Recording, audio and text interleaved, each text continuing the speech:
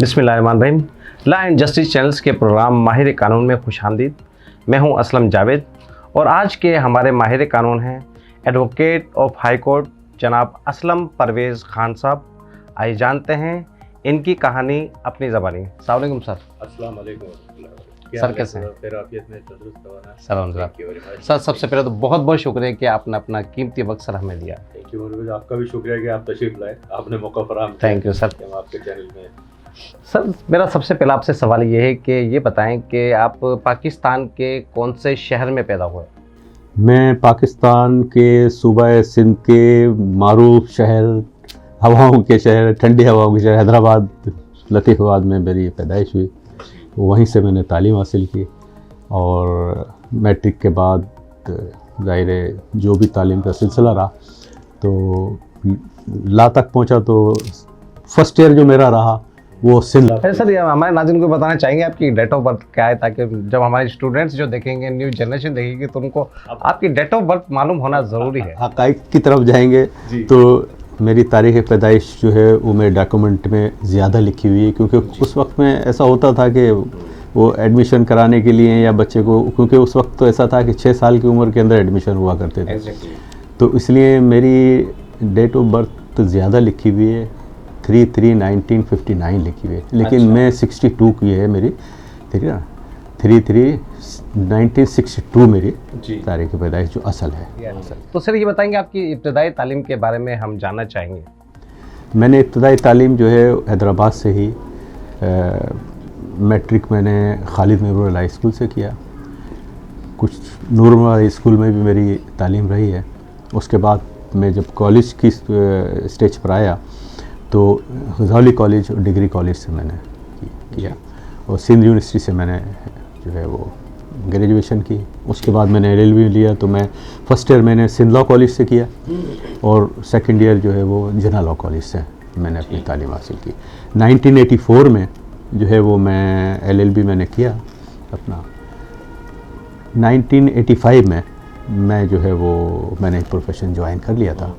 उस वक्त बड़े मारूफ और बड़े माहिर कानूनदान हुआ करते थे, तो मैंने इब्तदाई तौर पर जो है वो यहाँ हमारे हाकिम अली सिद्दीकी साहब होते थे और अहद यूसुफ साहब होते थे, मिनिस्टर भी थे, मेयर भी रहे। तो ये इसमें चाइनीज़ होटल के ऊपर दफ्तर होता था। इन सबको, क्योंकि ये कॉलेज में पढ़ाते भी थे, उस्ताद भी थे, बड़े अच्छे उस्ताद थे, बड़े कॉम्पिटेंट जो है वकील थे ये। तो मैंने इनकी कंपनी को ज्वाइन कर लिया था। फिर बाकायदा तो जब मैंने इसको प्रोफेशन को ज्वाइन किया तो मुझे शौक़ था कि मैं क्रिमिनल साइड पर। सर भी थोड़ी सी आपकी बात कटेगी, क्योंकि ये चाहूँगा कि जूनियर्स को मुकम्मल आपकी मालूमात होनी चाहिए। सर ये बताएं कि हर बच्चे की ख्वाहिश होती है और बच्चा जब पैदा होता है तो उसको ये कहते हैं कि भाई ये इंजीनियर बनेगा, ये डॉक्टर बनेगा, पायलट बनेगा। 2-4 वकालत में आने का कैसे ख्याल है और LLB में आपने क्यों एडमिशन लिया? एक्चुअली क्या था कि जिस तरीके से यानी एज वाइज आदमी जाता है, मैट्रिक किया, मैट्रिक के बाद इंटर में आया, तो मुझे थोड़ा सा ये एहसास हुआ कि क्योंकि मेरे वालिद का वो ज़्यादातर उनका बाहर गुजरा है, दुबई में, अमेरिका में, लंदन में। मेरे वालिद जो है वो मैकेनिकल फील्ड से ताल्लुक़ रखते थे, टेक्निकल फील्ड से। तो मुझे यहाँ पर थोड़ा बहुत हमारा कारोबार भी था। अच्छा। उस कारोबार से मुझे बहुत मसाइल और मुश्किलात का सामना होता था, क्योंकि मैं सब बहन भाइयों में बड़ा था। तो मुझे उसमें तो मैंने कहा कि ये ब्यूरोक्रेट से और ये इन मसाइल से, रिश्वतों से, मामला से किस तरीके से निकला जाए, यानी मुआशरे के सताए हुए शख्सियत की तरह। बेशक, बिल्कुल। तो मैंने जो है ये रियलिटी बता रहा हूँ बिल्कुल मैं आपको कि मैंने कहा यार इसके अलावा और कोई फील्ड नहीं हो सकती कि कानूनदान बनना चाहिए, वकील बनना चाहिए। तो ऐसे मैंने बाकायदा तौर पर लोग, जाहिर है हर एक कोई रखता है कि मैं डॉक्टर बनूंगा, कोई कहता है मैं इंजीनियर बनूंगा, तो बाकायदा तौर पर मैंने ऐसा नहीं किया। हालांकि वो बन नहीं पाते हैं सब। अक्सर ये देखा गया है कि जो बच्चे ये कहते हैं कि हम इंजीनियर बनेंगे, डॉक्टर बनेंगे, हम नहीं बन पाते हैं। लेकिन असलम परवेज़ खान साहब ने वकालत का सोचा, आज माशाल्लाह पाकिस्तान के मायनाज और कामयाब वकला में सर का शुमार होता है। हाँ बिल्कुल, बड़ी मेहरबानी। तो बिल्कुल इसी तरीके से मैंने तालीम हासिल की और मैं इस फील्ड को मैंने ज्वाइन किया। तो 84 में मैंने LLB करने के बाद 85 के अंदर मैं फील्ड में आया। तो मैंने बाकायदा तौर पर मुझे शौक़ आया कि मैं क्रिमिनल साइड करूँ। तो उस वक्त आफ्ताब महमूद आखून साहब, अच्छा, वो एडवोकेट जनरल भी रहे सिंध के, तो उनके साथ हमज़ा ख़ान भी हुआ करते थे। तो मैंने उस कंपनी को ज्वाइन किया। तो तकरीबन मैंने जो है वो उनके साथ 10 साल का पीरियड गुजारा। मैं 10 साल जूनियर रहा। उसके साथ फिर मैंने जो है वो अपना अलहदा से किया। तो मैंने अपना अलहदा दफ्तर बनाया। तो वहाँ मामा हिदायतुल्लाह अब्बासी बहुत सीनियर और मोस्ट कॉम्पिटेंट वकील, गुलाम रब्बानी साहब सुप्रीम कोर्ट के जज रहे, और जमील अहमद राजपर साहब, मजीद भट्टी साहब, इसहाक भट्टी साहब। तो ये बड़े नामवर किस्म के वकील हुआ करते थे। आगा अब्दुल रसूल बैरिस्टर, बहुत यानी सर आपका भी अब तो माशाल्लाह नाम है। सर ये बताएं कि इस कठिन रास्ते में, मैं तो कठिन रास्ता ही कहता हूँ क्योंकि मैं भी आपके लोगों के साथ वकालत ही कर रहा हूँ, तो बड़ा मुश्किल है। तो इस मुश्किल वक्त में किन किन मुश्किलात का आपको सामना करना पड़ा सर? उसमें ये मुश्किलात का सामना ये किया कि देखें, बात ये, मैं हक़ाइक़ बिल्कुल नहीं छुपाऊंगा, मैं बड़ा स्ट्रेट फॉरवर्ड सा आदमी हूँ, सब मुझे जानते हैं। मुझे सबसे ज़्यादा जो मसाइल का सामना ये रहा कि उर्दू मीडियम के हम पढ़े हुए थे जी, सारा सिस्टम अंग्रेज़ी में। जब मैं आकर कोर्ट में जैसे इंटर हुआ, जैसे मैंने ज्वाइन किया, तो नामवर वकला थे बड़े, वो फ्लुएंटली इंग्लिश आर्गूमेंट और बड़ा कॉन्फिडेंस अंदाज के अंदर जो है वो केस चलाया करते थे, और बड़े प्रोसीडिंग बड़ी अच्छी होती थी। तो मैं ये सोचता था कि ये अंग्रेज़ी जो है ना, ये मैं कैसे बोलूँगा, इसके अंदर तो बड़ा मुझे मसला पैदा होगा, और ये मैं कैसे करूँगा, क्योंकि देखें ना उर्दू मीडियम का पढ़ा हुआ बच्चे शुरू से। तो बात ये थी। बहरहाल ये है कि मैं इस तालीम के सिलसिले के अंदर मेरा इंग्लैंड भी जाना हुआ, बाहर भी गया, तो वहाँ से मैंने कुछ आइडियाज़ लिए। फिर मुझे थोड़ा सा जो है ना कॉन्फिडेंस पैदा हुआ। सर आपकी बात से एक सवाल मेरे जहन में ये पैदा हो रहा है कि आपने कहा कि मैं उर्दू मीडियम से पढ़ा हूँ। मैं अक्सर माँ बाप ये कहते हैं कि अगर हम अपने बच्चों को प्राइवेट स्कूल में या इंग्लिश मीडियम में पढ़ाएंगे तो बहुत ज़्यादा आगे जाएगा। क्या समझते हैं सर आप इस चीज़ को? मैं ये समझता हूँ कि वो जो एजुकेशन थी जो है अब भी गवर्नमेंट की, वो मैं गारंटी से कहता हूँ कि वो उस्ताद भी अब भी हैं बहुत अच्छे। वो अलग बात है कि कोई अपनी फ़राइज़ को सरअंजाम नहीं दे पा रहा है उस्ताद, लेकिन उस वक्त मैं जो अपने वक्त की बात कर रहा हूँ, तो उस्ताद वाकई ऐसे थे कि जिन्होंने बड़ी यानी तालीम के साथ तरबियत भी थी। देखिए अभी क्या मसला है कि तालीम अगर अच्छी मैं दिलवा रहा हूँ ना अपने बच्चे को, बाखुदा जो है ना उसकी तरबियत नहीं है, ठीक है ना, उसके अंदर कमी कजी है। तो मैं अपनी बात कर रहा हूँ, मैंने अपने बेटा मेरा बाहर से भी पढ़ कर आया है कभी, इसी साल इसी महीने में उसका कौन से साहबजादे की बात कर रहे हैं आप? मेरा बेटा फरदान उसका नाम। अच्छा, फरदान। वो ऑस्ट्रेलिया से मैंने उसको BE कराया है। अच्छा। और वो अभी चाइना से इंटर्नशिप करके वो आया है, अभी इधर ही है, कोरोना की वजह से नहीं जा पाया। BE सिविल में मैंने कराया है। अच्छा। और इसी तरीके से मेरा बेटा सुमेर खान है, वो इनरोल है। सुमेर खान, जी हाँ, बिल्कुल बाकायदा तौर पे। वो तो हाई कोर्ट के एडवोकेट भी है ना आपके? जी मेरे साथ। तो मैं बाकायदा तौर पर मैंने जो है उसको माइल किया इस तरफ कि भाई आपको यही करना है, इस फील्ड की तरफ जाना है। तो उसको बाकायदा तौर पर मैंने मोल्ड किया, बाकायदा तौर पर मैंने उनको किया, तो माशाल्लाह। यानी कि आप ये चाहते हैं कि आपकी गैर मौजूदगी में आपकी स्टील आपका बेटा सुमेर सवान है? एक रहना चाहिए ना, देखिए सेकंड लाइन होनी चाहिए, सेकंड लाइन होनी चाहिए। तो मैंने एज ए सेकंड लाइन के, देखिए ना ये सारी इतनी मेहनत की मैंने, इतनी सारी जो है वो मशक्क़त करके, और किताबें भी जमा की हैं, ऑफिस भी बनाया, ये सब किया, तो ये सब फिर रद्दी में जाएंगी किताबें, तो किसी के इस्तेमाल में आ जाएं। मैं तो वैसे भी दूसरे भी कोई भी मुझसे कोई हेल्प लेता है, मुझसे कोई पूछता है, तो मैं बाखुदा उसको जो कुछ होता है मैं कर देता हूँ। मैंने रख के क्या करके ले जाना है। ठीक है सर, जितना मैं जानता हूँ। अच्छा सर ये बताएं कि आपके हवाले से मशहूर है कि आप जिस केस में हाथ डालते हैं उसमें विनिंग होती है, और आपके रेट भी मैंने सुना है कि के लोग सोच समझ के आपके पास आते हैं, आप आपका महंगे वकील होने की वजह क्या है सर? देखिए बात यह है कि मैंने इब्तिदा से ये समझ लें कि 85 से 90 तक तो मैं जिस तरीके से भी चलाता रहा अपने आप को, लेकिन 90 के बाद से क्योंकि मैं थोड़ा सा पॉलिटिकली ज़ाहिर है मेरा रहा, फिर 99 में मेरा दरअसल कैरियर इस तरीके से शुरू हुआ कि मैं 99 में मुझे ऑफ़र की एंटी नारकोटिक फोर्स वालों ने, तो मैं सबसे पहले 2000 में मैंने उस ऑफ़र को कबूल किया। तो मैं special prosecutor anti narcotic force Hyderabad Mirpur खास डिवीज़न रहा। अच्छा। उसी दौरान के अंदर जो है मैं ज़ाहिर है मेरा पॉलिटिकली वास्ता MQM से रहा। तो जब MQM इलेक्शन का ज़माना था 2000 का, तो इसी दौरान में मुझे MQM की जानिब से, क़यादत की जानिब से कहा गया कि आप इसको रिज़ाइन कर दें। अच्छा। आपको MPA का इलेक्शन लड़ा है जी। तो मैंने वो रिज़ाइन कर दिया था। जी, वो मैंने रिज़ाइन किया। उसके बाद जो है वो मैंने इलेक्शन की तैयारी की और मैं इलेक्शन के अंदर जो आप कामयाब रहे, बिल्कुल मेंबर ऑफ पार्लियामेंट रहे आप सिंध के। हाँ, तो रहा मैं उसमें, फिर मैं पार्लियामानी सेक्रेटरी भी रहा, मैं चेयरमैन रहा पार्लियामानी अफेयर्स का सिंध असेंबली में। उसके बाद जो है काफ़ी जद्दोजहद की, परवेज़ मुशर्रफ के दौर में मैंने रहा, उनके साथ अच्छे तरीके से काम किया।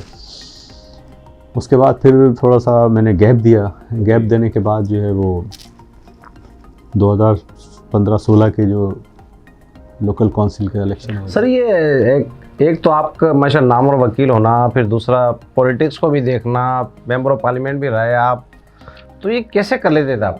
मेरा शौक़ ये था कि मेरा जो रूटीन था अपने प्रोफेशन पर तवज्जो देने का, टाइम देने का, तो आप यकीन जानिएगा कि मैं उसी अंदाज से, उसी तरीके से कोर्ट में आता था और केस चलाता था। अच्छा। जी जनाब, ये मेरा रिकॉर्ड है, आप किसी भी वकील से पूछ सकते हैं, वहाँ से मेरी हिस्ट्री निकलवा। एग्जैक्टली, बिल्कुल सही कहा आपने, क्योंकि आज तक आपके किसी क्लाइंट ने ये नहीं कहा कि असलम परवेज़ साहब को हम केस देकर फंस गए। नहीं, मैं उसको बराबर टाइम देता था। मैं असेंबली इजलास को तो गैर हाजिर हो सकता था, लेकिन मैं अपने प्रोफेशन से बिल्कुल सिंसियर था और मैं किसी को नुकसान देना नहीं चाहता था। आज तक मेरा यही तरीक़ेकार रहा। तो मैं जब उसके बाद फारिग हो गया, 5 साल मैंने मुकम्मल किए। उसके बाद जो है फिर 2015-16 में फिर लोकल काउंसिल के इलेक्शन हुए, उसमें भी मैंने पार्टिसिपेट किया। तो मैं फिर चेयरमैन रहा बल्दिया का, और उसी का मैं लीगल का चेयरमैन भी रहा, लीगल काउंसिल का चेयरमैन भी रहा। उसके बाद पैनल ऑफ द चेयरमैन रहा, जो थर्ड मेयर होता है जैसे, वो भी रहा। लेकिन फिर मुझे थोड़ा सा हालात ने मुनासिब मुझे नहीं समझा, तो मैंने उसके 2018 में मैंने रिज़ाइन कर दिया उससे भी। और मैं फिर जो है ना assistant attorney general of Pakistan federal law officer रहा, सेंट्रल लॉ ऑफिसर मैंने। और आज तक 3 साल नहीं, अभी मैं 3 तारीख को मैंने कहा कि ना मेरी एज का डिफरेंस था, तो वो 62 उसमें इनकी रिटायरमेंट एज है, तो मैंने रिटायरमेंट ले ली थी। मुझे जी हाँ, तो मुझे दोबारा से कर रहे थे डिप्टी अटॉर्नी जनरल की 65 एज, तो वो मुझे ऑफ़र की थी सक्खर के लिए, क्योंकि सक्खर में जगह खाली थी, एक वैकेंट पोजीशन जो है कराची में भी है, लेकिन वो मेरा यहाँ काम ख़राब होता। तो मैंने अब बेहतर ये किया है कि अब बस बहुत कुछ कर लिया, पूरी 85 से और अब तक जो है वो अल्लाह के फजल करम से और 2 मनसबों पे रहा। अब मेरे ख्याल है बच्चों का काम है, जो चाहे मेरा बेटा हो या दूसरे मेरे बच्चे हैं। अच्छा सर, अक्सर देखा गया है कि जब अभी आप बार में दाखिल होते हैं तो काफ़ी सीनियर लोग और एडवोकेट्स जूनियर जो सर बड़ा आपसे का खड़े होकर इस्तकबाल करते हैं, बड़े प्यार करते हैं, मोहब्बत करते हैं। सर क्या वजह है ऐसी?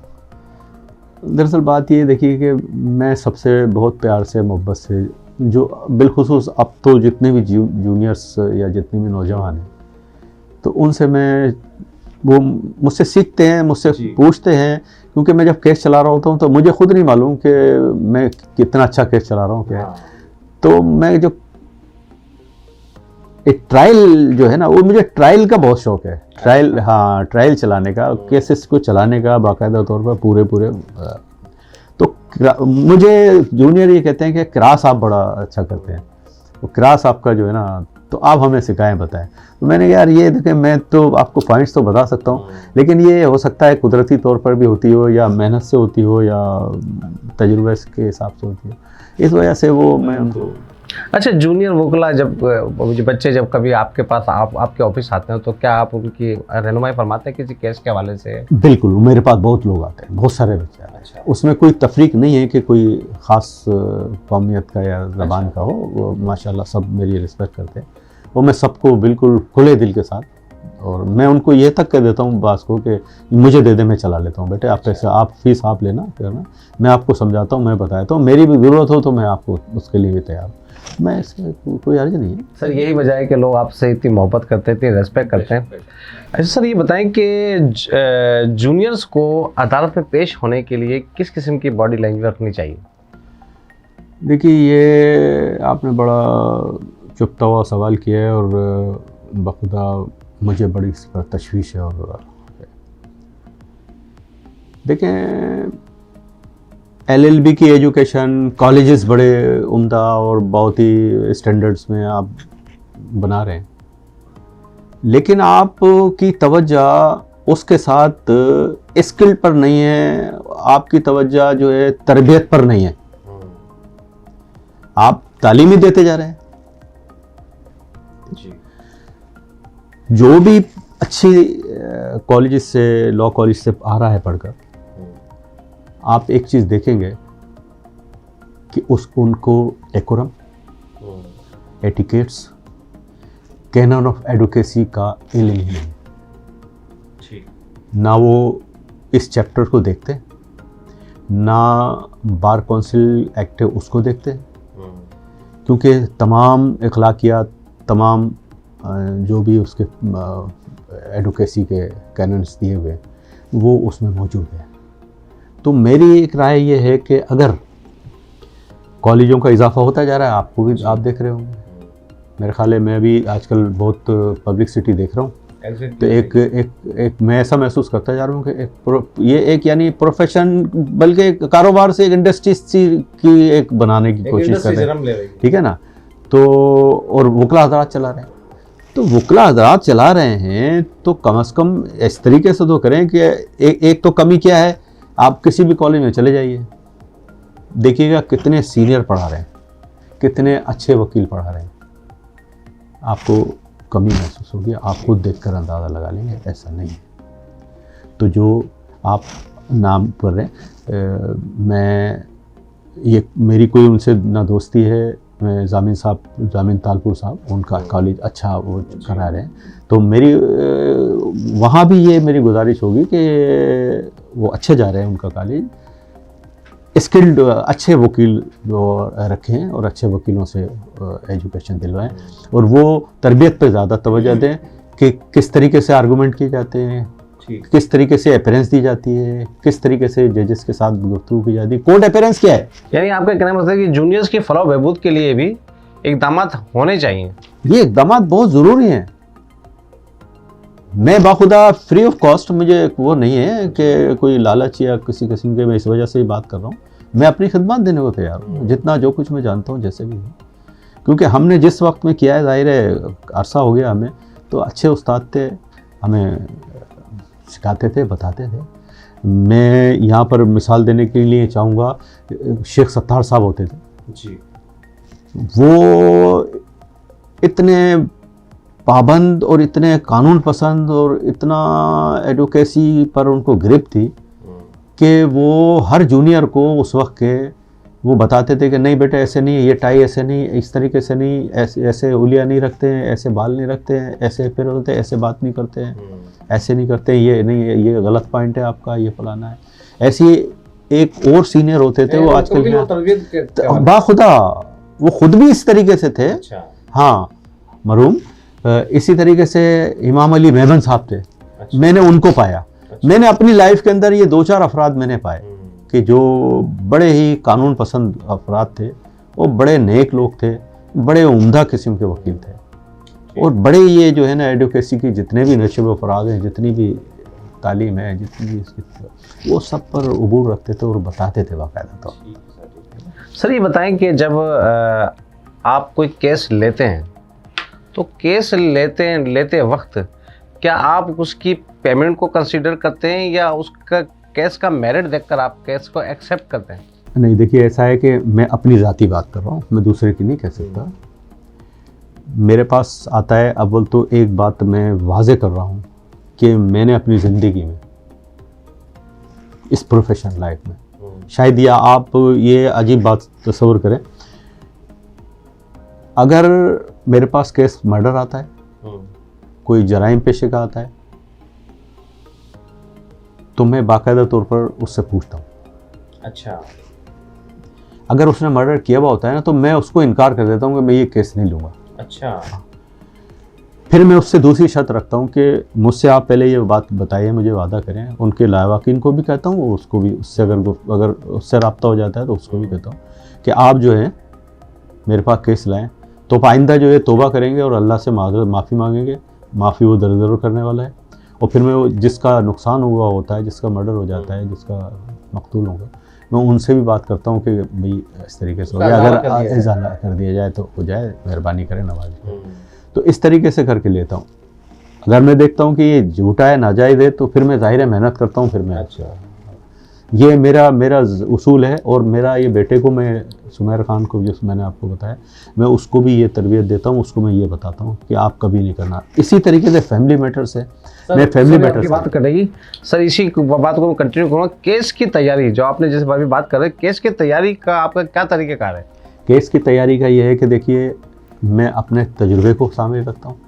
मैं दरअसल बाहर के कानून, मैं काफ़ी अर्सा लंदन में रहा हूँ, अमेरिका में रहा, मैं तो कई ममालिक में रहा। मैंने 20, 25, 30 ममालिक मैंने देखे और मैं जाता रहता हूँ और जाता रहा हूँ। यानी बैनुल-अक़वामी तजुर्बे के हामिल। बाखुदा मैं बिल्कुल सच्ची बता रहा हूँ आपको। तो मैं जाता रहा हूँ और देखता रहा हूँ। तो मैं वहाँ के मामलात और वहाँ की जो भी प्रोसीडिंग्स हैं उसको फॉलो करता हूँ, देखता हूँ। जैसे मिसाल के तौर पर नारकोटिक्स केसेस है जी। एक तो मैं नारकोटिक्स में रहा भी, एंटी नारकोटिक फोर्स में प्रोसिक्यूटर भी रहा। बाकी मैं जब केस की कोई तैयारी कर रहा होता हूँ तो मैं उनके स्टैंडर्ड को भी माइंड में रख के करता हूँ। तो जजेस बाज़ औक़ात मुझे कहते हैं कि ये क्या सवाल कर रहे हैं आप, क्या करें? तो मैं उनको फिर बताता हूँ कि नहीं, ये मैं सवाल जो कर रहा हूँ मैं गलत नहीं कर रहा हूँ। क्रॉस क्वेश्चनिंग में, क्रॉस में। अच्छा। क्योंकि वो बात यहाँ चलती नहीं है ना आमतौर पर जी। हमारे मुल्क में। हम तो देखें ना, वो 1800 और 19 उसमें ही फंसे हुए हैं अभी तक, 1700 में, ठीक है ना। अगर ये इतना ही अच्छा होता तो वो उन लोगों ने अभी अपना के रखा होता ना। यूके में तो पहचानते भी, अब तो जानते ही नहीं है कोई कि यहाँ पाकिस्तान में ये भी चल रहा है। हाँ, उनको ये भी नहीं इल्म नहीं है कि ये हमारा बनाया हुआ यहाँ हमें देकर चले गए और वो हम चल रहे हैं उसी पर। तो एक तो जो है ना, हमें इसकी भी बड़ी ज़रूरत है, लेकिन पता नहीं क्यों भाई इस पर तवज्जो नहीं दे। यानी इसमें यानी कि अमेंडमेंट आनी चाहिए, अमेंडमेंट आए या फिर हम अपना कानून लेकर आ जाए। हमें अपना बनाना चाहिए, अपना बनाया हुआ है, ठीक है ना। सर ये बताएं, जिस दिन आपका कोई इम्पोर्टेंट केस होता है और आपने प्रोसीडिंग की होती है, तो क्या रात को नींद आती है आपको? मैं, देखिए बात यह है कि मेरा अपना शेड्यूल है। जो प्रिपरेशन का टाइम है तो मैं उस वक्त प्रिपरेशन करता हूँ, लिखवाने का टाइम है उस वक्त लिखवाता हूँ। तो मैं एक्स्ट्रा ऑर्डिनरी इस तरीके से नहीं लेता। सीधी बात यह है कि मैं बिल्कुल उसको ऐसा कर लेता हूँ कि फ़ाइल को एक तरफ रख कर बस मैं डायरेक्ट फिर बात करता रहूँगा। अच्छा। हाँ, मैं इतनी प्रिपरेशन में ऐसे कर लेता हूँ। मकसद है मुझे इंसाफ करना है किसी के साथ, किसी को देखें। अगर मैंने फ़ीस ली भी है तब भी।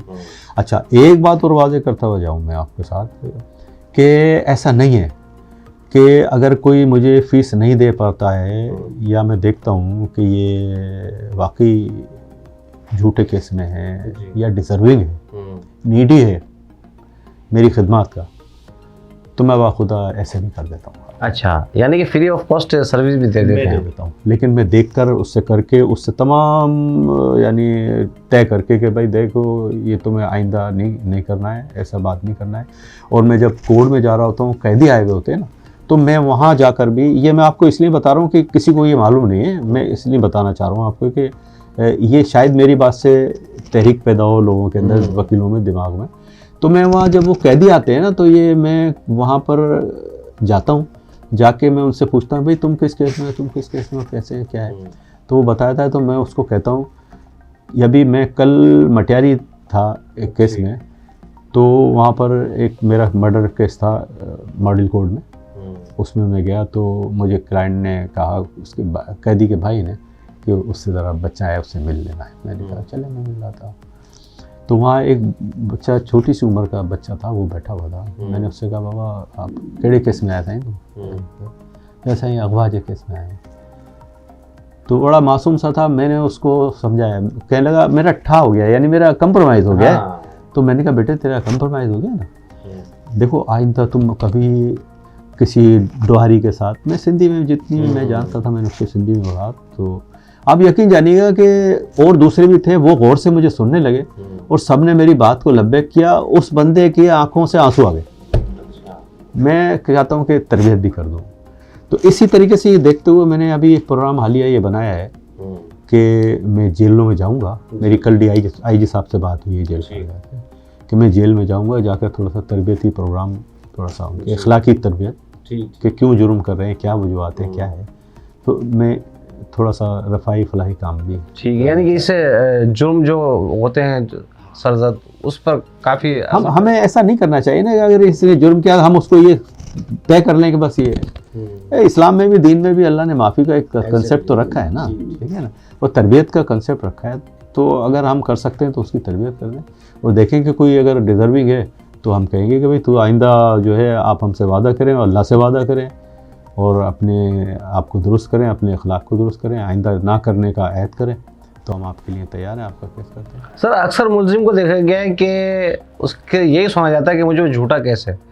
क्या ये झूठे सच्चे का क्या चक्कर है सर? ये देखिए बात ये मैं आपको बताऊं, आप भी तजुर्बा लें। बात ये है कि आपने कभी FIR जो स्टेरियोटाइप है उससे हटकर कोई स्टोरी देखी है FIR में? सेम होती है तकरीबन। एग्जैक्टली। जब तक हम नेचुरल पर नहीं आएंगे, नेचुरल प्रोसेस पर नहीं आएंगे, नेचर पर नहीं आएंगे, अगर ये बात करो तो पुलिस वाले बोलते हैं कि ये तो छूट जाएगा। इसलिए हमें झूठ बोलना पड़ता है। हम गश्त पर थे, हम पुराने पर थे, हम वहाँ पहुँचे तो हमें पर ने इत्तला दे दी, या हमें ऐसे कर दिया या हमने ऐसे कर दिया। वो भाई मकसद कहने का ये है कि जो असल हक़ाइक़ हैं वो FIR में लिखने में हो क्या रहा है। यानी इसका मकसद ये है कि आपको तरबियत का फुक़दान है, आप इन्वेस्टिगेशन नहीं आती आपको। आप इंग्लैंड में चले जाएं, 5-5 साल तक वो चलती है इन्वेस्टिगेशन, 10-10 साल तक वो केस एक्सेप्ट ही नहीं होता है, लेते नहीं। मेट्रोपॉलिटन भी इस हवाले से बड़ा मशहूर है कि वहाँ पर अगर कोई जुर्म सरजद होगा तो उसको सज़ा ज़रूर मिलती है। तो ऐसे कई एक के मशहूर कैसे, मैं नाम लेना नहीं चाह रहा, तो ये बात ये है और कुछ भी नहीं है झूठे का। इसलिए तमाम सच्चे केस भी झूठे हो गए। आपने FIR के हक़ाइक़ को गलत बयानी में लिख दिया उसको बनाने के लिए, ठीक है। फिर क्या करेंगे, वेपन रिकवर करना है, मर्डर केस है, तो ज़बरदस्ती जो फरियादी हैं उनके लवाकिन से उनसे कहा जाएगा कि पिस्टल दें, उसको फायर करते हैं, फायर करके फिर उसको फार्मेसी पे भेज देंगे। ये तो हमारा रात दिन का ये हम तो जी बिल्कुल सर, बिल्कुल सही कह रहे हैं। बुरा हाल है, बिल्कुल कुछ पता ही नहीं है इन्वेस्टिगेशन क्या होती है, कैसा है, क्या नहीं है। ठीक हैं कुछ तो यहाँ कुछ हैदराबाद में कुछ अच्छे इन्वेस्टिगेटर्स हैं पुलिस में, लेकिन वो ना होने के बराबर उनको कोई अहमियत नहीं जाती। ठीक है, यानी आपका कहना मकसद है कि जुर्म होता भी है और कुछ बेगुनाह लोग भी होते हैं। अब देखिए वकील को कैसे पॉइंट मिलता है, हक़ाइक़ ग्राउंड्स के कुछ हैं, लेकिन FIR आप जो बना रहे हैं ना तो वो अपने तौर से लिख रहे हैं आप, वो अपने तौर से, तो वो क्रॉस जब वकील करेगा तो देखे ना, एक ग्राउंड रियलिटी पर जो मेरे साथ इंसिडेंट हुआ है मैं वो लिखवाऊंगा, वो मैं ज़्यादा एविडेंस अच्छी दूंगा, या वो एविडेंस दूंगा जो पुलिस ने बोला कि नहीं यार अब तुम इस तरीके से लिखाओगे, नहीं आप ये ऐसे लिखाएंगे तो हम लिखते हैं ये होता है, तो वो झूठ हो गया ना। तो वकील झूठा केस कैसे लिया उसने, वो तो तुम झूठा केस बना के लेकर आ रहे हो ना। इसलिए जो है ना, मैं तो ज़्यादा ना भाई ताल्लुक़ रखता हूँ, मैं अपने काम से काम रखता हूँ, ठीक है। मैं बड़े ओहदों पर, मनसबों पर, सब पे रहा, लेकिन लो प्रोफाइल में रहता हूँ भाई साहब मैं। ठीक है। अच्छा सर ये बताएं कि बार की सियासत के हवाले से क्या कहना चाहेंगे सर आप? बार की सियासत में ये है, और आपका कितना कंट्रीब्यूशन रहा इसमें अपना?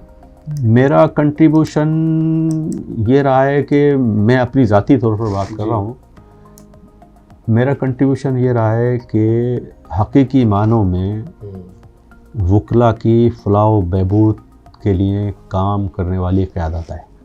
ठीक। आप भी देखें इस फील्ड में आ गए, ठीक है जी।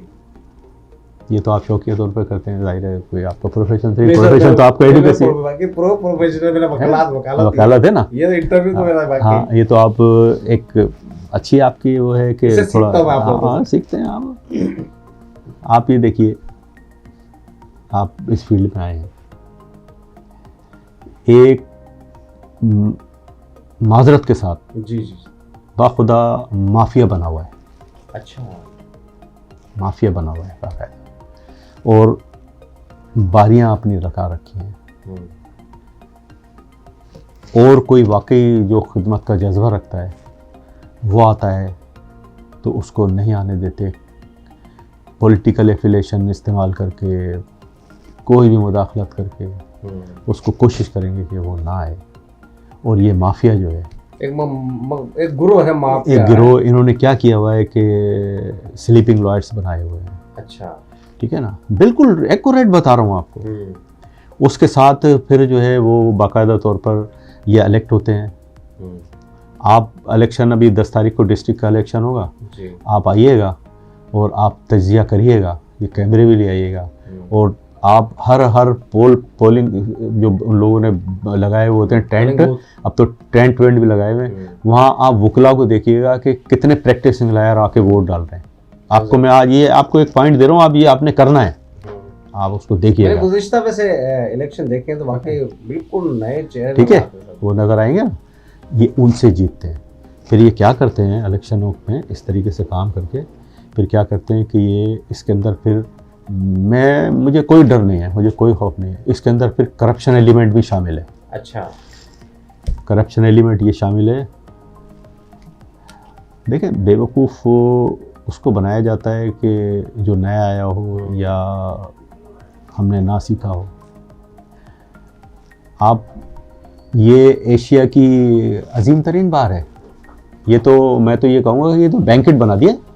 डिस्ट्रिक्ट बार की बात कर रहे हैं आप, एग्जैक्टली। ठीक है। अच्छा, बेजा बिला वजह फजूल के अंदर अखराजात खर्चा करना जी, फजूल के अंदर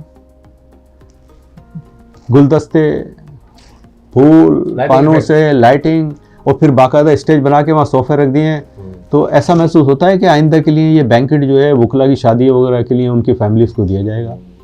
आप सुबह जाके तजिया करिएगा ना, मुझे लगता है ऐसा कि बादशाह के तखत टाइप का जो बनाया गया है, नहीं ऐसा लगता है कि आप जैसे इंटर होंगे कि जैसे बैंकेट है, एक खूबसूरत सा बैंकेट बनाया हुआ है। यार ये एशिया की बार है, ये किस मुल्क की, किस कंट्री की ऐसी बार होती है? जरा मुझे रेफरेंस तो दे दें कि एशिया में ये देखिए यहाँ ऐसी थी तो हमने उससे आला दर्जे की बना दी है, तो इसलिए ये एशिया की 1 नंबर बार हो गई। ठीक है, ऐसे नहीं होता है, ये ऐसा नहीं है। अच्छा, जहाँ खर्च करना है, जहाँ जिसको खूबसूरत बनाना है, जिसको डिजिटल बनाना है, जिसको इलेक्ट्रॉनिक बनाना है, जिसको कंप्यूटराइज करना है, लाइब्रेरी, वहाँ ज़रा जाके देखिए आप हाल। अच्छा, आप चले जाएं, जो वहाँ पर सारे स्टूडेंट, सारी जो है ख़वातीन स्टूडेंट्स टाइप की ज़्यादातर, ठीक है, अगर किसी से कुछ कह देंगे आप तो वो जो इलेक्टेड बार हैं उनकी जूनियर्स हैं वो आके लड़ने के लिए तैयार हो जाते हैं, झगड़े करने के लिए तैयार होते हैं। हमारे जो वो है तो हमारे जूनियर हैं, भाई स्टूडेंट है, तुमने ही लगाया हुआ है कि भाई इसके अंदर जो है गैर वकला का दाखिला ममनू है, मुंशी नहीं आएगा, फलाना नहीं आएगा, ढिमका नहीं आएगा। तो लाइब्रेरी, ये लाइब्रेरी है यार। आप ये कहें कि ये देखें हमने एशिया की बड़ी बार बनाई है, बड़ी जो है लाइब्रेरी बनाई है, ये डिजिटल सहूलतें फराहम की हैं आपको, ये आप तो आ रहे हैं ना, आप देखा, आप ईमानदारी से बताइए कि ये जो है लाइब्रेरी है। किताबें वहाँ नहीं है, किताबें बिल्कुल खस्ता हालत हैं, पेजेस गायब हैं। अच्छा, वहाँ पर सिवाय डिस्कस करने के, सिंधी में कहते हैं ना, कचहरियाँ हो रही होती हैं। अच्छा, वहाँ कचहरी हो रही होती है, आप जब भी चले जाएं। मैं थोड़ा सा पढ़ने का आदी हूँ, मैं बाखुदा वहाँ जाता हूँ तो मैं ऐसे भटकता रहता हूँ कि मैं किधर बैठूँ, किस तरफ करूँ, किसी से कुछ कह भी नहीं सकते हो, वो उनको तहजीब समझते नहीं, जानते नहीं है, समझ नहीं कि कौन आ रहा है, कौन बैठ रहा है, क्या करना है, लगे हुए हैं। टेबल के साथ कुर्सी होती है ना, बाहर निकाल कर ऐसे डिस्कस कर रहे हैं, आप चले जाएं, देख अच्छा लीजिए। सर ये बताएं कि सीनियर वकला की फलाह बहबूद के लिए जो यानी कि कुछ एज पर चले गए, जी जी, चले गए हैं या उस तरीके से नहीं कमा पा रहे हैं, कुछ कसमपुशी की हालत में, उसके हवाले से क्या इकदाम होने चाहिए बाहर की? देखिए इक़दामात, मैं वही कह रहा हूँ आपसे कि इस पर तवज्जो देने के बजाय, देखें मैंने एक अभी पिछले दिनों व्हाट्सएप पे भी दिया, तजवीज़ भी दी। लाहौर में मैं तजिया करके लाया, देखा मैंने, तो वहाँ पर उन्होंने इस किस्म के मामले के लिए वकील एज में चला गया है या उस तरीके से काम नहीं कर पा रहा है, तो उन्होंने उसका जो बार का फंड है जो यहाँ तो 5 लाख है मेरे ख्याल, 5 लाख जी हाँ। वहाँ उन लोगों ने इतना सफिशिएंट कर दिया है कि वो आराम से कोई छोटा मोटा ऐसा काम कर करू लेगा तो अच्छा। अपना मामला चला लेगा, है ना। तो यहाँ सबसे पहले ये करना चाहिए। यहाँ पर शौक़ ये है कि मैं डिस्ट्रिक्ट में भी प्रेसिडेंट बन जाऊँ, जनरल सेक्रेटरी बन जाऊँ, हाई कोर्ट में भी जो है मैं इलेक्शन लड़ूँ, ये बन जाऊँ, और उसके साथ फिर मैं जो है ना मैं सिंध बार काउंसिल में भी इलेक्शन लड़ूँ, वहाँ भी मैं जीत जाऊँ, ठीक है ना। काम क्या है, कारकर्दगी क्या है? ये इन्वेस्टमेंट तो नहीं सर कहीं है?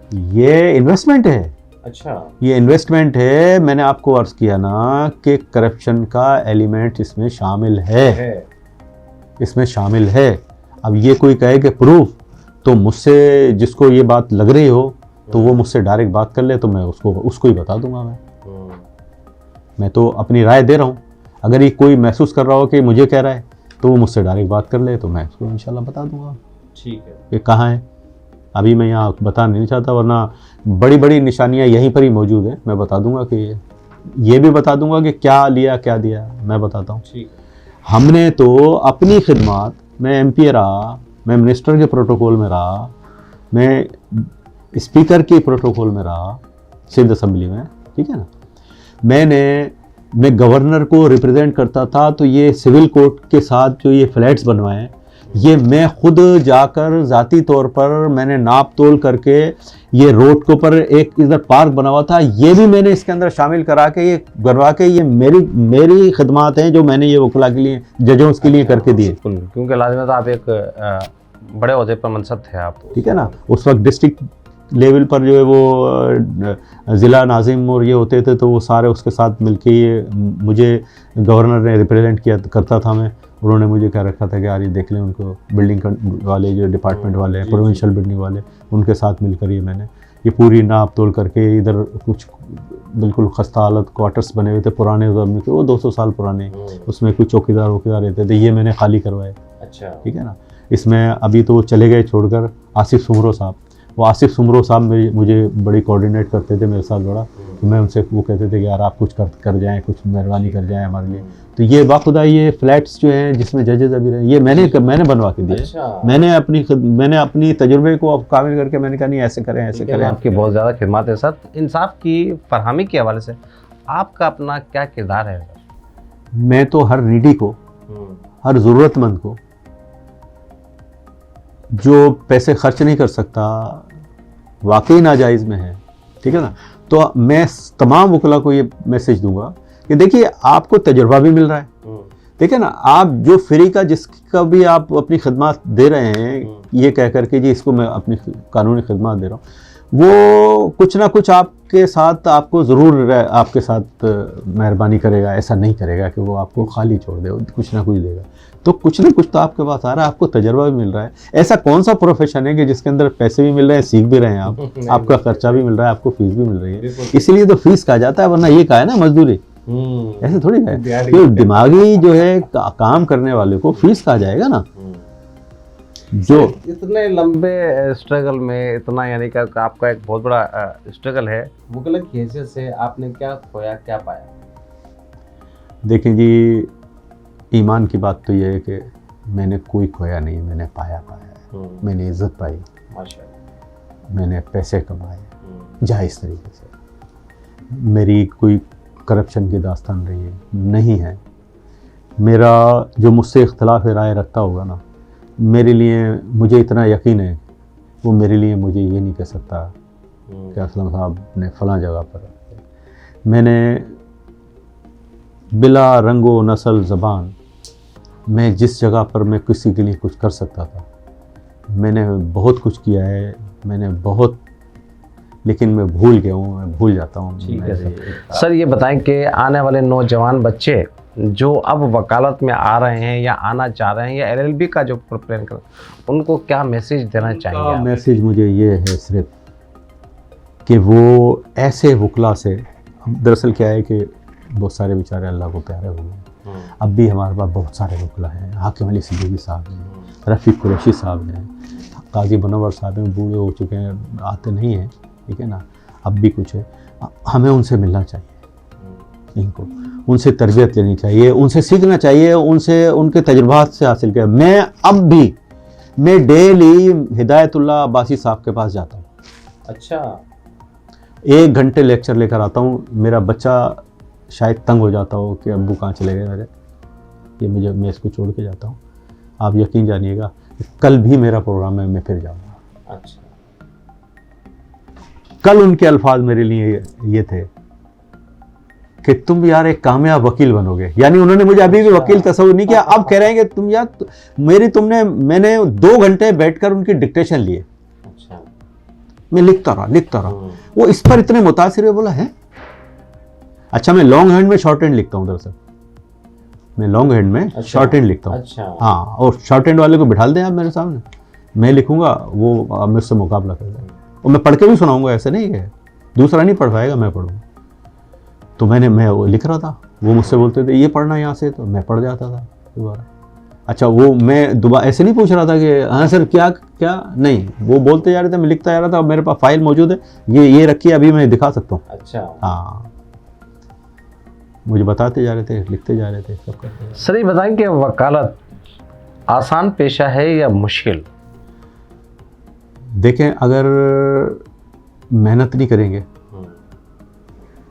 घबरा जाएंगे, मुश्किल तो यकीनन है ना, मुश्किल तो है।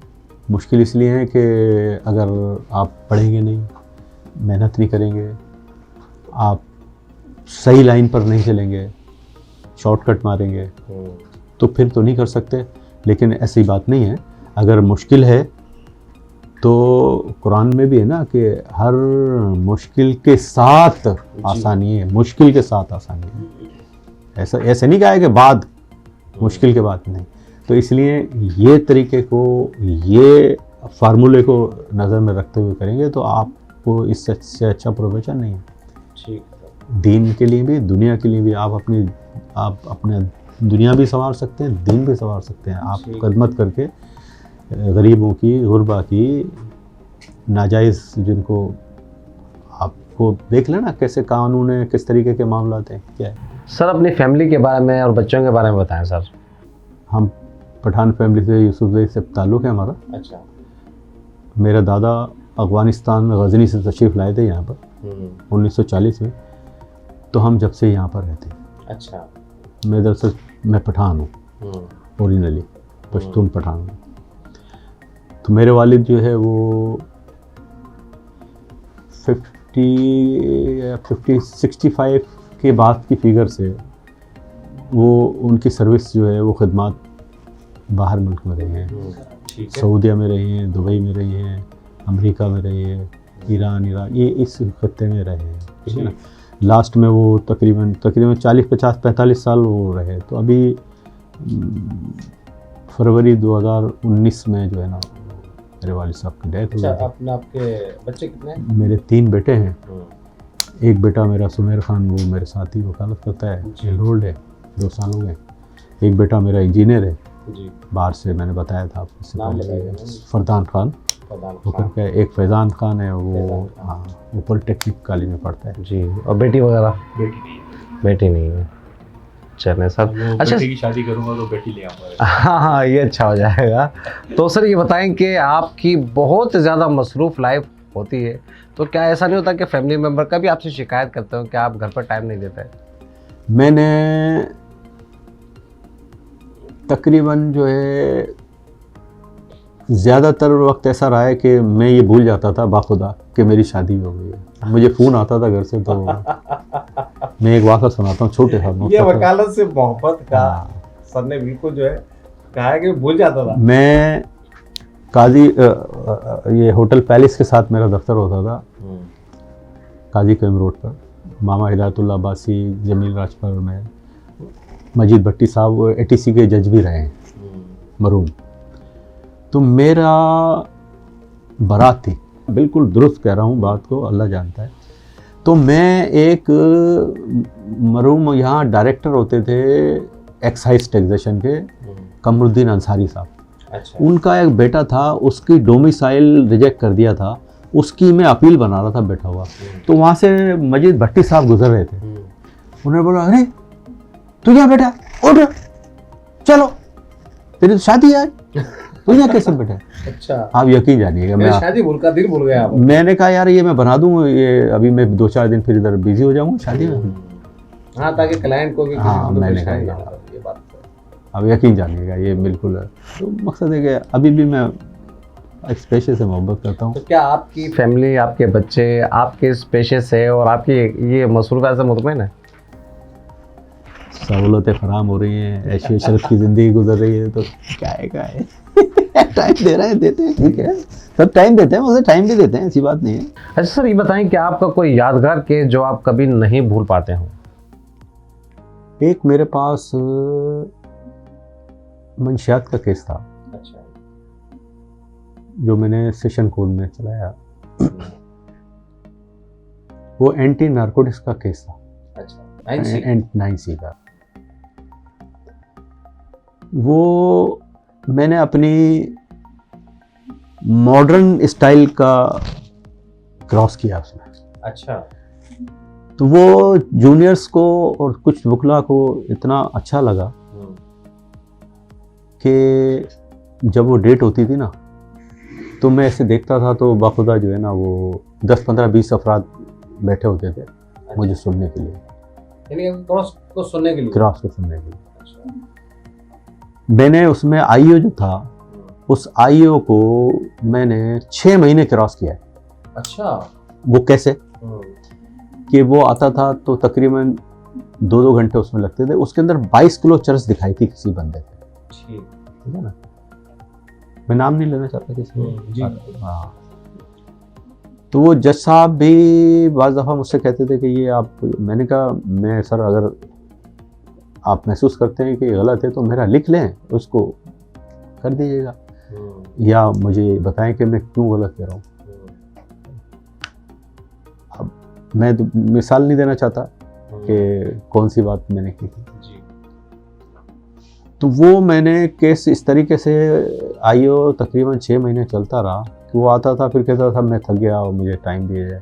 अच्छा, वो आता था पेशावर से, अब वो फिर कभी बिजी हो जाता था, फिर वो 2 महीने फिर निकल जाते थे। ऐसे ऐसे आते आते पार्ट के अंदर उसका हुआ। ठीक। तो वो मंशियात के केस का एक मेरा यूनिक केस था, जो जूनियर्स मुझसे अब भी वो क्रॉस मेरा लेके जाते हैं मुझसे। अच्छा। लेकर, यानी मुझे भी दे देंगे आप? हाँ मैं दे दूँगा आपको, ठीक है ना। वो मुझसे लेकर चले जाते हैं, उसको पढ़ के फिर उससे वो क्रॉस था। बड़ा यूनिक सा क्रॉस था, और वो बंदा को कोर्ट ने छोड़ दिया था। और अच्छा, उसके अंदर 22 किलो के अंदर, और उसके अंदर NF वाले क्या करते हैं, वो अपील फाइल करते हैं, मैं भी रहा हूँ ना। अच्छा। हाँ। तो वो एक मरतबा उसके अंदर उनका प्रोसिक्यूटर आया, तो मैं क्रॉस कर रहा था, तो आकर, मैं नाम नहीं लेना चाहता, तो प्रोसिक्यूटर कौन सा, उसने आके कहा कि सर घर का बेदी लंका डाला है। अच्छा। जो साहब ने कहा कि सर ये खुद NF में रहे, इसलिए ये ऐसे ऐसे सवाल पूछ रहे हैं इनसे, इस तरीके का। तो फिर मैंने उनको जवाब दिया है कि इस तरीके। बहरहाल ये कि उसका नतीजा हुआ कि वो मैं इसलिए खुश था, मैं इसलिए था कि मैंने अपनी ज़िंदगी का, अच्छा वो था भी झूठा है, मेरी ज़ाती, हाँ गलत लगाया था उसको। वो मुल्ज़िमान बड़े, देखे ना, मैं यही तो कहता हूँ आपसे कि इससे पहले भी मैंने यही कहा कि माना कि वो जुर्मदार थे, वो बदमाश किस्म के लोग थे, और थोड़ा सा तो ऐसा मामलात में, वो जराइम में शामिल रहते थे, लेकिन वो उसको पर ये बनाया तो झूठा ना, कि स्पेसिफिक केस में नहीं थे वो। हाँ, वो नहीं थे। वो इसलिए कि मैंने खुद ज़ाती तौर पर मालूमात की, तो मुझे मस्जिद वालों ने बताया कि ये मस्जिद से नमाज़ पढ़ के हमारे साथ निकला है, तो ये पूरी टीम आई है और इसको पकड़ के ले गई। हमारे सामने नहीं निकल रहा है। तो मैंने उनके भी एफिडेविट ये वो मैंने लगाए थे। अच्छा। फिर मैंने उसकी वो इसको क्रॉस का मकसद ये है ना कि हकाइक को सामने लाना, जो सच है उसको डिग आउट करना, असल में क्रॉस होते ही है। ठीक है। तो उसमें मैं कामयाब हो गया था, वो उसको कोर्ट ने रहा कर दिया था। सर आपका बड़ा बड़ा अपना नाम है मर्डर ट्रायल के हवाले से, तो क्या उसके बारे में कुछ बताएंगे सर आप? उसके अंदर बिल्कुल यही है कि मर्डर केसेस के अंदर या बड़े केसेस के अंदर मुल्जिम ज़्यादातर कामयाबी या अच्छे वकीलों को इसलिए ही वजह से होती है कि इन्वेस्टिगेशन दुरुस्त नहीं होती है। अच्छा। और वो अपने इन्वेस्टिगेशन को, अपने प्रोसेस को आसान करने के लिए, क्योंकि यहाँ पर मॉडर्न डिवाइस, मॉडर्न तरीके कार, अभी तक सिस्टम तो पुराने ही है ना 1800 का, 1700 1800, तो वो इन्वेस्टिगेशन उससे मुताबिकत नहीं रखती है, कंसिस्टेंसी नहीं है। कंसिस्टेंसी नहीं है इन्वेस्टिगेशन और जो ग्राउंड रियलिटी पर जो मॉडर्न एज के अंदर जराइम हो रहे हैं। तो इसलिए जो है, जो मॉडर्न ज़माने का ला पड़ेगा, मैं कोशिश करता हूँ, मैं पढ़ता हूँ, ये काफ़ी बुक्स रखी हैं ऑस्ट्रेलिया की। मॉडर्न हो रही है, हाँ, पुराना है, पुराना है ऐसे तो ना? हाँ, अब जो ये पढ़ रहा होगा modern law, England, USA, Australia, ठीक है, मैं किताबें मंगाता हूँ बाहर से, मैं देखता हूँ, ठीक है। अच्छा, मैं जब ड्राफ्टिंग करता हूँ, वो मैं लैंग्वेज मैं उससे हटकर करता हूँ। अच्छा, आप खुद ड्राफ्टिंग करते हैं? हाँ, मैं खुद ड्राफ्टिंग करता हूँ, मैं बिल्कुल। तो वो मैं भी वो थोड़ा सा हटकर करता हूँ। आप कभी भी जाके मेरे केस को देख लीजिएगा, तो मैं थोड़ा सा उस रिवायत से हटकर वो लैंग्वेज में कम लिखता हूँ, ठीक है। मैं बाहर की देख लेता हूँ। अच्छा सर, ये बताएं कि आप क्रिमिनल साइड के अलावा और कौन से साइड पर प्रैक्टिस ज़्यादा करते हैं सर आप? मैं देखिए, क्रिमिनल साइड पर तो ठीक है, मेरा एक आदमी का शौक होता है ना, तो वो तो उसके हवाले से मुझे लोग कहते हैं, लेकिन इत्तेफाक की बात ये है कि मेरे पास सिविल केस ज़्यादा है। अच्छा। ठीक है ना, तो फैमिली केसेस हैं, सिविल है, रेवेन्यू का भी मैं काम करता हूँ, ठीक है ना, कॉन्स्टिट्यूशन पिटिशंस है। मकसद ये है कि इतना अरसा हो गया, तो मैं अब भी जो मुझसे मेरे उस्तादों में से, मेरे सीनियरों में से, तो कोई भी केस आ जाता है तो मैं लेकर उसको पढ़ता हूँ। पढ़ने के बाद जहाँ मैं महसूस करता हूँ कि अगर मुझे कोई मशावरत करनी है, कुछ सीखना है, कुछ देखना है, तो वो करके बाखुदा बहुत अच्छी खिदमत देता हूँ उनको। ठीक, यानी मुकम्मल प्रॉपर तरीके से अगर पढ़ के जाएँ तो उसको, हाँ, मैं कोई भी आ जाए केस, कोई सी भी फील्ड हो। अब ये मेरा तकरीबन कोई 10-15 साल से मैं जनरल प्रैक्टिशनर होता है ना, इस तरीके से है पहले था कि ये मैं मकसद सिविल क्रिमिनल साइड पर होता था। अच्छा। मैं देखते नहीं था दूसरी चीज़, या वो टेस्ट चेंज करने के लिए फैमिली केसेस में ले, लेकिन ये कि अब मेरे पास कोई सिविल सब तकरीबन सब वैरायटी है मेरे पास। हाँ, वैरायटी है मेरे पास, तमाम केसेस की वैरायटी। अच्छा सर, अक्सर देखा गया है कि हर कामयाब वकील की कामयाबी में उसके उस्तादों का बड़ा अमल दखल होता है। आप अपने उस्तादों के हवाले से क्या कहना चाहेंगे? एग्जैक्टली, बहुत अच्छी बात की आपने। मैं जब भी मैंने LLB के हवाले से कानून की जो तालीम हासिल की, उस वक्त कॉलेज भी मशहूर और मारूफ दो ही हुआ करते थे, सिंध लॉ कॉलेज था और एक जिन्ना लॉ कॉलेज। तो इन सब में जो है वो बड़े मारूफ किस्म के वकला पढ़ाया करते थे, और प्रिंसिपल्स भी जो थे वो जिन्ना लॉ कॉलेज में आफ्ताब शेख साहब थे, उनसे भी मैंने तालीम हासिल की। वो भी प्रोफेसर थे, बेहतरीन वकील थे, पढ़ाते थे। सिंध लॉ कॉलेज में भी साल मैंने यहाँ रहा, उसमें भी बड़े मारूफ किस्म के अहमद अली शेख साहब प्रिंसिपल थे। उसके साथ जो है माँ हिदायतुल्लाह अब्बासी, यानी आपके उस्तादों की बात कर रहे हैं? ये जी इन्होंने पढ़ाया, ये मैं इनसे पढ़ा हूँ, ठीक है ना।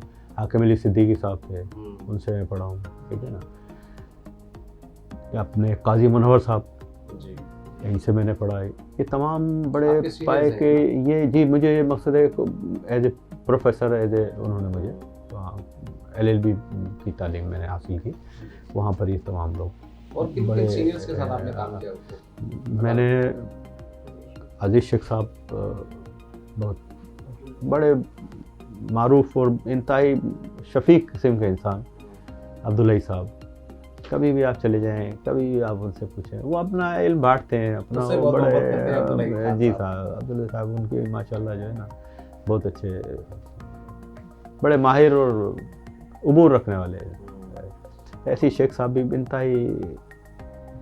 इंतहाई बेचारे जो है ना, अजीज शेख साहब जो है वो किसी वक्त भी कोई भी बात के लिए हुई उसी वक्त बैठ जाएंगे, उसी वक्त आपके साथ वक्त देंगे आपको।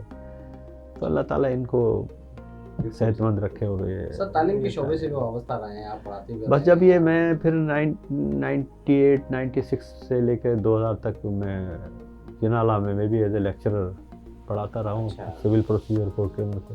फिर वक्त की वजह से जो मसरूफियात की बुनियाद पर तो कंटिन्यू नहीं रख सका। मतलब आपने लॉ के हवाले से कोई भी यानी कि मैदान खाली नहीं छोड़ा सर, तकरीबन सारे पता क्या। जहाँ मकसद है कि मुझे मेरी खिदमत की, उन्होंने मुझसे जिसने फरमाइश की, जिसने कहा, मैंने कहा मैं हाजिर हूँ। कोई मैंने मकसद है कि मॉनेटरी कोई वो नहीं रखा या कि कोई इनकम हो जाए या पैसा हो जाए, ये नहीं कहा अंत तक मैंने। मेहनत अदा की। हाँ, मैं करता रहा, मेहनत की है मैंने, अल्लाह ने मुझे उसका सिला दिया है। मुझे जो है ना बखुदा कोई ऐसा वो नहीं मला लिया, कोई ख्वाहिश नहीं। अब एक ही ख्वाहिश ये है कि बच्चे हैं वो मेरे चीज़ उस पर मुझे बाकी और कोई शौक नहीं। सर नौजवान वकला के लिए क्या इकदाम होने चाहिए। देखें, यहाँ इस किस्म के मामलात हैं कि ज़ाहिर है स्टूडेंट लाइफ से वो आता है, प्रोफेशन ज्वाइन करता है। जी। यहाँ एकदम तो उसको केस नहीं मिलते हैं, जब केस नहीं मिलेंगे तो ज़ाहिर है उसकी आमदनी भी नहीं होगी। मेरे ख्याल है इस तरीके से होना चाहिए, क्योंकि ये भी एक प्रोफेशन है ना, ये भी प्रोफेशनल डिग्री है, ठीक है ना, एकेडमिक तो नहीं है ना, प्रोफेशनल डिग्री है।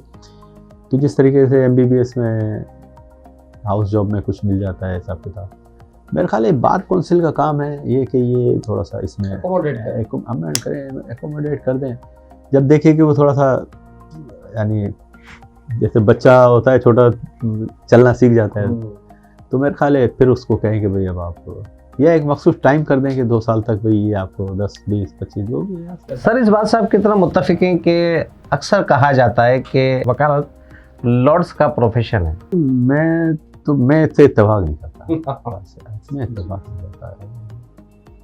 क्या लॉर्ड का प्रोफेशन है? मकसद है कि प्रोफेशन भी कोई लॉर्ड का होता है क्या? लॉर्ड को क्या ज़रूरत पड़ी है प्रोफेशन करेगा? है क्यों करेगा? अगर मैं बहुत हाँ, अगर मुझे कुछ अपनी उस लॉर्ड को जो है शिप को इस कोई नेगेटिव यूज़ करना है तो मैं ये शायद बन रहूँगा। यानी कि ऐसा तो नहीं कि मुझे जैसा गरीब आदमी इस प्रोफेशन में आ नहीं सकता क्योंकि लॉर्ड्स का पेशन है, वो प्रोफेशन है, ये कहीं ऐसा तो नहीं है कहीं? देखिए, मेहनत और अल्लाह की तरफ से दी हुई सलाहियत के मुताबिक जो है ना, हर एक इसके अंदर कामयाबी हासिल करता है, हर एक पैसे कमा सकता है, हर एक फीस अच्छी ले सकता है, अच्छा वकील बन सकता है। बात यह है कि उसूल और ज़ाब्ते से आप एक अपना उसूल बना लें कि मैं ये गलत काम ऐसे नहीं करूँगा, इस तरीके से कहूँगा, अपने प्रोफेशन से सिंसियर रहूँगा। आप बाखुदा जो है ना, आप एक कामयाब इंसान बनेंगे, कामयाब वकील बनेंगे, कामयाब प्रोफेशन लेंगे। आप लोगों की खिदमत का जज्बा और फलाही कंसेप्ट माइंड में रखें बस। यकीनन सर आपने बिल्कुल सही कहा कि फलाही काम करते रहें तो ज़्यादा बेहतर रहेगा। सर यकीनन आपके आज मुशाहिदा तजर्बात से आज हमने और हमारे नाज़रीन ने बहुत कुछ सीखा।